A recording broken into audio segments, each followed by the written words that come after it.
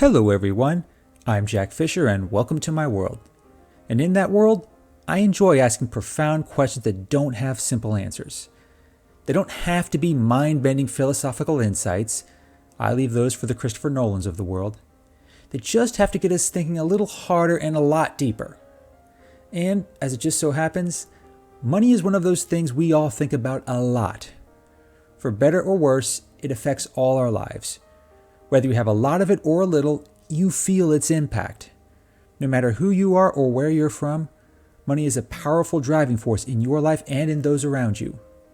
It often plays a part in the career you choose. It plays a part in the upbringing you have. It plays a part in the education you receive. And, if voting patterns are any indication, it has a huge influence on your ideology, affiliation, and politics. But the overall impact of money is not the issue I want to raise here.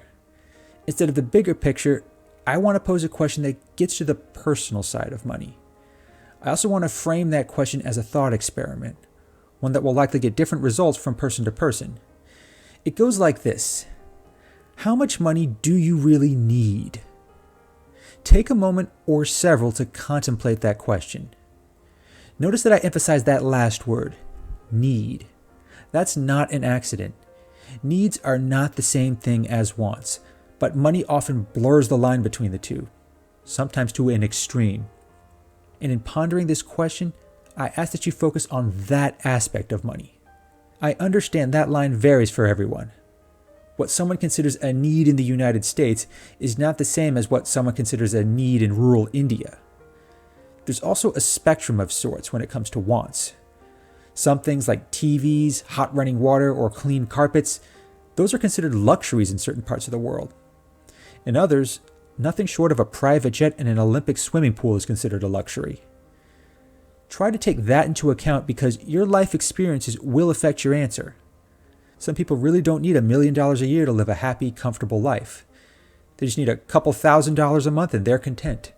Some require even less. It comes back to the kind of lifestyle they live.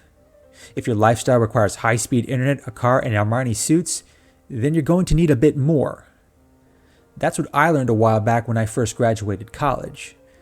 Being fairly broke and in quite a bit of student loan debt, I took stock of my week-to-week expenses.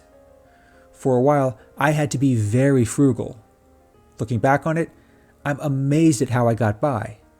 It really helped me appreciate the difference between wants and needs when I became less broke. It got to a point where I managed to calculate how much I'd need a month to comfortably sustain my preferred lifestyle.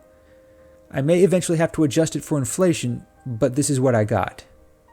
I, Jack Fisher, need about $3,000 a month.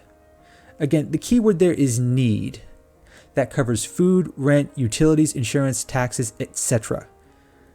Also, I must disclose that I'm not married and I don't have kids. If any of those factors were different, then that amount would be different. Having given my amount, see if you can make a similar calculation. But what I just gave was a monthly cost. Most people already have a feel for how much they need to get by on a month-to-month basis. What about overall? We all see the Forbes billionaires list every now and then. Many of us marvel at how these people live. The vast mansions, the fancy cars, and the exotic vacations. It's not pure envy either. Most people will never make that much money in their lifetime, no matter how hard they work. We'll never understand what it's like to be in that world. And honestly, could we ever even spend all that money?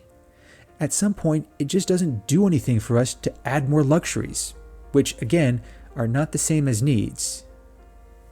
Taking all that into account, try to come up with a final dollar amount. How much money overall would you need to effectively live comfortably, not have to work, and be happy in your own right? Would you need as much money as Jeff Bezos or Bill Gates? Or would you need just enough to build your own cabin in the woods like Ron Swanson? Now that amount doesn't have to be final. If you know how to properly invest a large sum of money, you can basically live off the income of dividends and interest for the rest of your life. That's something a lot of lottery winners, celebrities, and professional athletes fail to do when they strike it rich. It's less about wants or needs and more about managing money properly. That too will likely impact the final amount you calculate. I've tried to contemplate this figure for myself, but I've never been able to settle on a single dollar amount. It keeps changing, and not just because of inflation. Life experiences are always impacting that needs versus wants dynamic. I suspect anyone who tries to calculate that ultimate dollar figure will see the results change over time. It'll change when you turn 25. It'll change when you turn 40.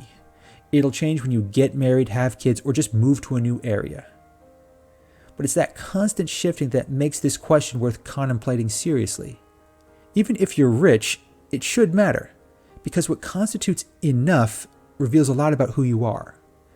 It reveals your values, hopes, dreams, and overall priorities.